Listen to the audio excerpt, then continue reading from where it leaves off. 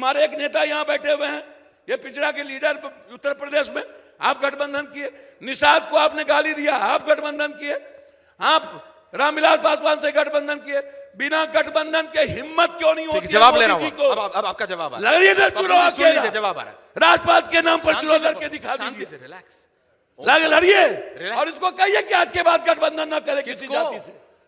Relax, जवाब जाति की बात करता है ये आदमी। सुधांशु जी, देखिए, इन्होंने काफी अच्छी बात कही कि देश के सामने कैसी कैसी चुनौतियां हैं, सीमा से लेकर अंतर्राष्ट्रीय स्तर तक, उन सब की भी बात करनी चाहिए। हाँ, प्रधानमंत्री की जाति पे मैं याद दिला देना चाहता हूं साहब, वो तो हम लोगों को अच्छी तरीके से याद है। इस देश में पहली बार प्रधानमंत्री की जाति कब बताई गई? 1995 में, जब आप दोनों लोग उसी पार्टी में थे। जनता दल के नेता के रूप में श्री एच.डी. देवेगौड़ा जन जन के नेता नहीं, समीकरणों के बीच में समायोजन के नेता बनकर प्रधानमंत्री बने थे। तब कहा गया था देश का पहला पिछड़ा प्रधानमंत्री। गलत कह रहा हूं तो मुझे बता दीजिएगा।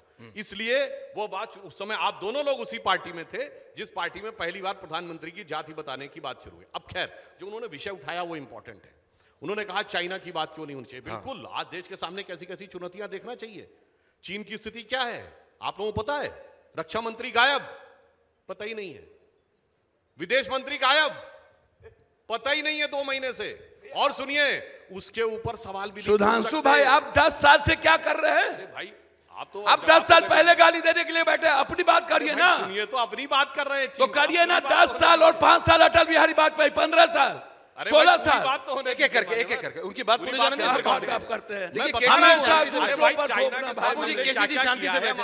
राजवर जी का नाम 2 बार लिया, वो भी एक बार बोले नहीं। आपको बता देता हूं ना। अरे भाई, कहां चल चुके भाई, रिलैक्स, शांति से। देखिए, चाइना के साथ हमने क्या किया है, याद करिए। धारा 370 पे चाइना जमीन आसमान एक कर गया, एक चीज नहीं ला पाया संयुक्त राष्ट्र में। ये समझिए, न्यूक्लियर सप्लाई ग्रुप में हमको वेवर मिला, जिसमें मनमोहन सिंह सरकार ने भी काम किया था, मैं ईमानदारी से कह रहा हूं। चाइना नहीं रोक पाया। मिसाइल टेक्नोलॉजी कंट्रोल रिजीम में हम सदस्य बने, चाइना नहीं रोक पाया। मसूद अजहर को हमने आतंकवादी घोषित करवा दिया, चाइना नहीं रोक पाया। शंघाई कॉर्पोरेशन की मीटिंग में प्रधानमंत्री जी ने आतंकवाद का विषय इंक्लूड करा दिया, चाइना नहीं रोक पाया। G20 समिट हुई, G20 के बाद आपको पूरी दुनिया के देशों ने नकार दी। पूरी हो जाने दीजिए, ऐसे अच्छा नहीं रहता सर। G20 के बाद पूरी दुनिया के कंट्री ने आपको नकार दिया। आपने बोला, कनाडा पर आपका विरोध किया, कोई बोला, आपने यहाँ कनाडा का सवाल किया, पूरा दुनिया ने आपका विरोध किया। केसी जी आराम से बैठे, कोई नहीं बोला, आराम से। आपके बीच में कोई नहीं बोला। अपने टर्म का इंतजार करिए, फिर जो उचित लगे बोलिएगा। रिलैक्स, केसी जी आराम से बैठे। अब सुनिए, थैंक यू। अब चाइना की स्थिति क्या हो गई? मैं नहीं कह रहा हूं, चाइना का थिंक टैंक कह रहा है, जाके पढ़ लीजिए। वो कह रहा है China is passing through it's most severe diplomatic isolation post Tiananmen square, यानी सबसे बुरी स्थिति में है कूटनीतिक दृष्टि से अलग थलग पड़ने पे। यदि मैं पूछूं इनसे कि आज चीन के साथ कौन से देश खड़े, नाम बताइए।